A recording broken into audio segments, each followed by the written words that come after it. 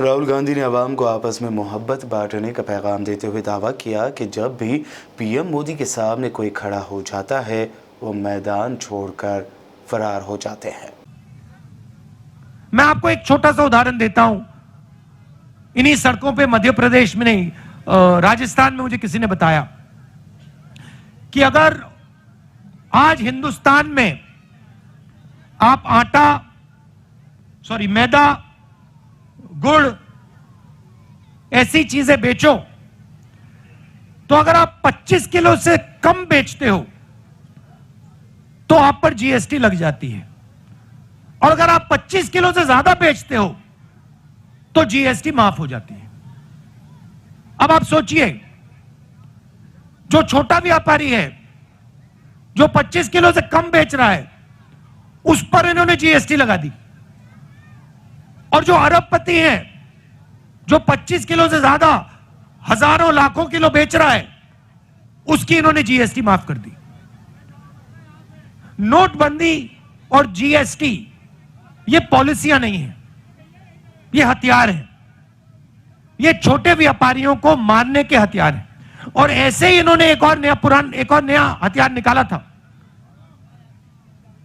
ये जो इनके किसान के खिलाफ 3 काले कानून थे, नोटबंदी और जीएसटी छोटे व्यापारियों को मारने के हथियार थे, और ये इनको जो 3 कानून थे ये किसानों को मारने के, मजदूरों को मारने के हथियार थे।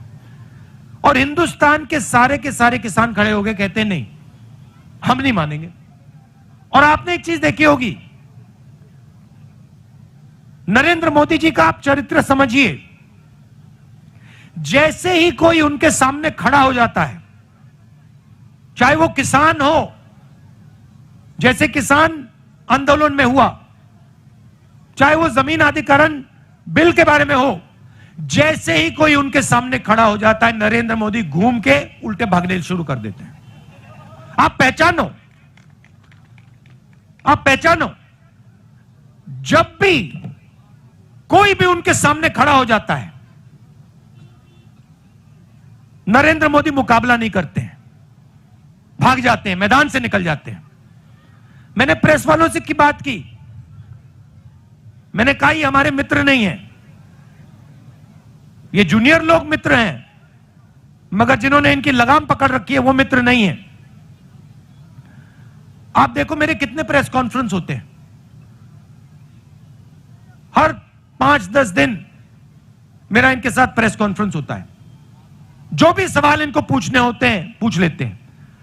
आपने नरेंद्र मोदी जी का कभी प्रेस कॉन्फ्रेंस देखा है इनके साथ?